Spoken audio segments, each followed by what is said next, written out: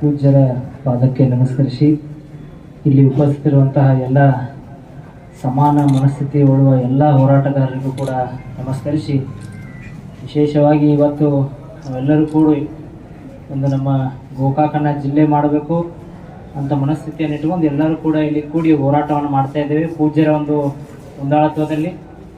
ವಿಶೇಷವಾಗಿ ಯಾಕಂದರೆ ಸಾಕಷ್ಟು ಎಲ್ಲ ಹೋರಾಟಗಾರರು ಕೂಡ ನಮ್ಮ ಗೋಕಾಕ್ ಜಿಲ್ಲೆ ಆಗಲಿಕ್ಕೆ ಎಲ್ಲ ಅರ್ಹತೆ ಕೂಡ ಹೊಂದಿದ್ರು ಕೂಡ ಜಿಲ್ಲೆ ಆಗಿಲ್ಲ ಅನ್ನುವಂಥ ಮಾತನ್ನು ಹೇಳಿದರು. ವಿಶೇಷವಾಗಿ ಯಾಕಂದರೆ ಒಂದು 3-4 ತಿಂಗಳ ಹಿಂದೆನೂ ಕೂಡ ನಾವೆಲ್ಲರೂ ಕೂಡಿ ಸರ್ಕಲ್ನಲ್ಲಿ ಪ್ರತಿಭಟನೆಯನ್ನು ಮಾಡಿದ್ವಿ. ಆ ಟೈಮಲ್ಲೂ ಕೂಡ AC ಅವರು ಬಂದು ಮನವಿಯನ್ನು ಸ್ವೀಕಾರ ಮಾಡಿದರು. ಅದೇ ತರಹ ಈಗೂ ಕೂಡ ನಾವೆಲ್ಲರೂ ಕೂಡಿ ವಿಶೇಷವಾಗಿ ಬರುವಂತಹ ದಿನಮಾನದಲ್ಲಿ ಇನ್ನಷ್ಟು ಕೂಡ ಒಂದು ಉಗ್ರವಾದಂತಹ ಹೋರಾಟವನ್ನು ನಾವೆಲ್ಲರೂ ಕೂಡ ಕೈಗೊಳ್ಳಬೇಕು. ಅದರ ಜೊತೆಗೆ ತಮ್ಮ ಈ ಒಂದು ಹೋರಾಟಕ್ಕೆ ಒಂದು ಜಿಲ್ಲಾ ಉಸ್ತುವಾರಿ ಸಚಿವರಾದಂಥ ಸತೀಶ್ ಜಾರಕಿಹೊಳಿ ಅವರಾಗಿರ್ಬೋದು, ಅರಮಾಯಿ ಶಾಸಕರಾದಂತಹ ತಂದೆ ಬಾಲಚಂದ್ರಪ್ಪ ಅವರಾಗಿರ್ಬೋದು, ರಮೇಶ್ ಅಪ್ಪ ಅವರಾಗಿರ್ಬೋದು, ನಮ್ಮ ಒಂದು ಜಾರಕಿಹೊಳಿ ಕುಟುಂಬ ತಮ್ಮ ಜೊತೆಗೆ ಇರ್ತೈತೆ ಅನ್ನುವಂಥ ಒಂದು ಸಂದೇಶ ಈ ಒಂದು ವೇದಿಕೆ ಮುಖಾಂತರ ತಮಗೆ ನಾನು ಕೊಡಕ್ಕೆ ಬಯಸ್ತೇನೆ. ಅವ್ರು ಏನು ಯಾಕಂದ್ರೆ ಗೌರ್ಮೆಂಟ್ಗೆ ಏನು ಒತ್ತಾಯ ಮಾಡಬೇಕು ಅವ್ರು ಮಾಡ್ತಾರೆ. ನಾವು ಇಲ್ಲಿ ಪ್ರತಿಭಟನೆ ಮಾಡೋ ಮುಖಾಂತರ ಇಲ್ಲಿ ಒಂದೇನು ಒತ್ತಾಯ ಮಾಡುವಂಥ ಒಂದು ಪ್ರೆಷರ್ ಕ್ರಿಯೇಟ್ ಮಾಡುವಂಥ ಕೆಲಸ ನಾವೆಲ್ಲರೂ ಕೂಡಿ ಮಾಡೋಣ ಅಂತ ಈ ವೇದಿಕೆ ಮುಖಾಂತರ ಹೇಳ್ತೇನೆ. ಬರುವಂಥ ದಿನಮಾನದಲ್ಲಿ ಇನ್ನಷ್ಟು ಕೂಡ ತೀವ್ರವಾದಂಥ ಒಂದು ಹೋರಾಟ ನಾವೆಲ್ಲರೂ ಕೂಡ ಕೈಗೊಳ್ಳೋಣ ಅಂತ ಹೇಳಿ ತಮ್ಮೆಲ್ಲರಿಗೂ ಕೂಡ ವಂದಿಸಿ ನಾನು 2 ಮಾತು ಮುಗಿಸ್ತೇನೆ. ಧನ್ಯವಾದ. ಪೂಜ್ಯರ ಪಾದಗಳಿಗೆ ನಮಸ್ಕರಿಸುತ್ತಾ ಇವತ್ತಿನ ಏನು ಎಲ್ಲ ನಾವು ನೆರೆದಿದ್ವಿ ಗೋಕಾಕ್ ಜಿಲ್ಲಾ ಹೋರಾಟಕ್ಕಾಗಿ, ಈ ಹೋರಾಟ ಕಳೆದ 4 ದಶಕಗಳಿಂದ ನಡೆದುಕೊಂಡು ಬಂದದ್ದು. ಹಲವಾರು ಕಾರಣಗಳಿಂದ ನಮ್ಮ ಗೋಕಾಕ ಅರ್ಹತೆ ಇದ್ರೂ ಜಿಲ್ಲೆ ಆಗಕ್ಕೆ ಸಾಧ್ಯ ಇಲ್ಲ. ಒಂದು ಬೆಳಗಾವ್ ಒಂದು ಗಡಿ ವಿವಾದದಿಂದ ಬೆಳಗಾವನ್ನ ಒಡೆಯಬಾರದು ಅಂತ ಹೇಳಿ ಏನು ಕರ್ನಾಟಕ ಹೋರಾಟಗಾರರು ಒಂದು ಮನವಿ ಅದೊಂದಿತ್ತು. ಅದರ ಸಲುವಾಗಿ ಸರ್ಕಾರ ಜಿಲ್ಲೆ ಮಾಡೋಕೆ ಮನಸ್ಸು ಮಾಡಲಿಲ್ಲ. ಅದೇ ರೀತಿಯಾಗಿ ಇಲ್ಲಿಯ ರಾಜಕೀಯ ವ್ಯವಸ್ಥೆನೂ ಇದನ್ನ ಜಿಲ್ಲೆ ಮಾಡ್ಬೇಕಂತ ಹೇಳಿ ಒಂದು ಇಚ್ಛಾಶಕ್ತಿ ತೋರಿಸಲಿಲ್ಲ. ಮತ್ತ 4 ದಶಕದಿಂದ ಏನು ಹೋರಾಟ ಆಯ್ತಲ್ಲ, ನಮ್ಮ ಜನರ ಹೋರಾಟನು ಇದನ್ನೆಲ್ಲ ಮೀರಿ, ಈ ಶಕ್ತಿ ಮೀರಿ ಒಂದು ಹೋರಾಟ ಆಗಬೇಕಾಗಿತ್ತು. ಆದ್ರ ನಮ್ಮ ನಾಗರಿಕರು ಎಷ್ಟೋ ಹೋರಾಟ ಮಾಡಿದ್ರು ಅದಕ್ಕೆ ತಕ್ಕ ಪ್ರತಿಫಲ ಸಿಗ್ಲಿಲ್ಲ.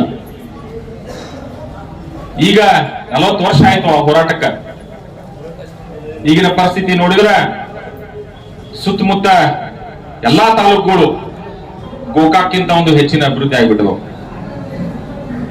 ಮತ್ತ ಒಂದು ರಾಜಕೀಯ ಯೋಚನೆ, ಪೂರ್ವಾಲೋಚನೆ ಇಲ್ಲದ ನಮ್ಮ ಗೋಕಾಕದಲ್ಲಿ ಯಾವುದೇ ಜಿಲ್ಲಾ ಒಂದು ಕೇಂದ್ರಗಳು, ಆಫೀಸ್ಗಳು ಆಗ್ಲಿಲ್ಲ. ಇದು ಒಂದು ಜಿಲ್ಲೆಗೆ ತೊಡಕಾಗಿದೆ. ಇದಷ್ಟೇ ಅಲ್ಲ, ನಮ್ಮ ಎಲ್ಲ ನಾಗರಿಕರಲ್ಲಿ ಒಂದು ಮನಸ್ಸಿನಾಗ ಏನಂದ್ರೆ ಯಾರೋ ಮಾಡ್ತಾರೆ, ಇದನ್ನ ಯಾರೋ ರಾಜಕಾರಣಿಗಳು ಹೆಲ್ಪ್ ಮಾಡ್ತಾರ ಅನ್ನುವಂಥದ್ದು ಏನು ಈ ಮನಸ್ಸು ಇಟ್ಕೊಂಡ ನಾವು ನಿಷ್ಕ್ರಿಯ ಆಗ್ಬಿಟ್ಟಿವಿ.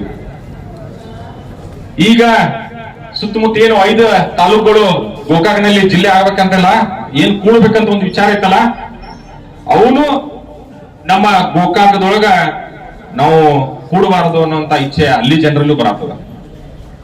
ನಾವು ಇದೇ ರೀತಿ ಒಂದು ಸಾಂಕೇತಿಕವಾಗಿ ಹೋರಾಟ ಈಗ ಇನಿಷಿಯೇಟ್ ಮಾಡಿವಿ.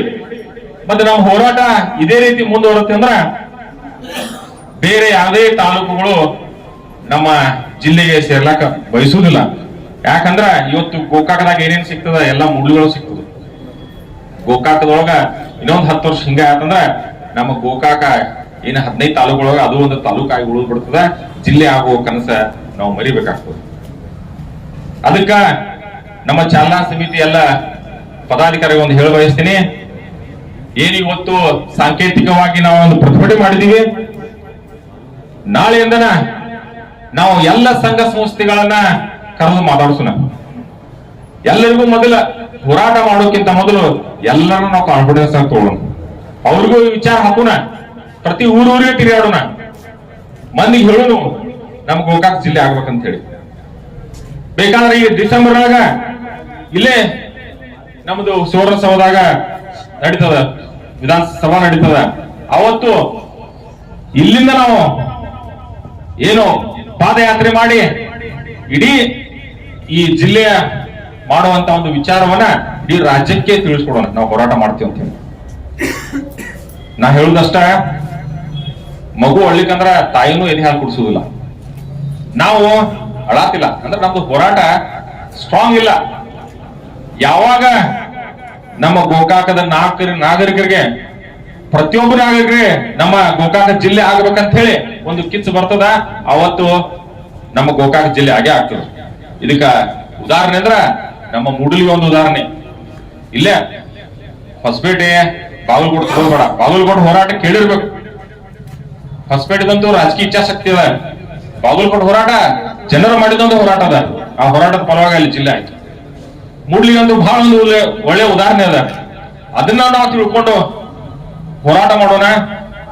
ಏನ್ ಇವತ್ತು ಪೂಜ್ಯ ಮತ್ತು ಅಶೋಕನವರ ನೇತೃತ್ವದಲ್ಲಿ ಜನರನ್ನ ಒಂದು ಸಾಂಕೇತಿಕವಾಗಿ ಒಂದು ಎಬ್ಬಿಸುವಂತ ಇವತ್ತು ಮಾಡಿದೀವಿ. ನಾಳೆಯಿಂದ ಪ್ರತಿ ನಾಗರಿಕರಿಗೆ ಈ ಸಂದೇಶ ಮುಟ್ಟೋಣ, ಅವರನ್ನು ನಮ್ಮ ಹೋರಾಟಕ್ಕೆ ಎಳ್ಕೊಳ್ಳೋಣ. ಅವಾಗ ನಮ್ಮ ಗೋಕಾಕ ಜಿಲ್ಲೆ ಆಗೇ ಆಗುತ್ತೆ ಅಂತ ಹೇಳಿ ನಾನು ಒಂದೆರಡು ಮಾತುಗಳನ್ನ ಮುಗಿಸ್ತೀನಿ.